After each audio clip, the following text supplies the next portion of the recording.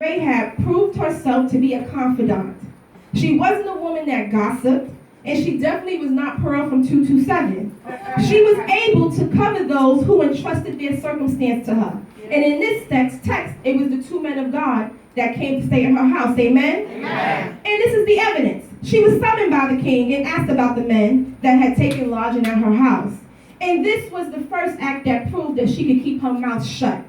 She didn't give them up, and she admitted to them staying, but then she told the king that they left. And let me just address that right there. Many of you say, well, she lied.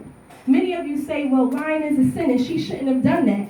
But how many of you have done something that was worse than a lie? Amen. And God still covered you. Amen. God still saved you. Amen. God still protected you. Amen. So let's not focus on the lie. Amen? Amen. But still look at your neighbor and say, hold your water. Hold your water. Because oftentimes people come to us and confide in us. They tell you their struggles. They tell you their weaknesses.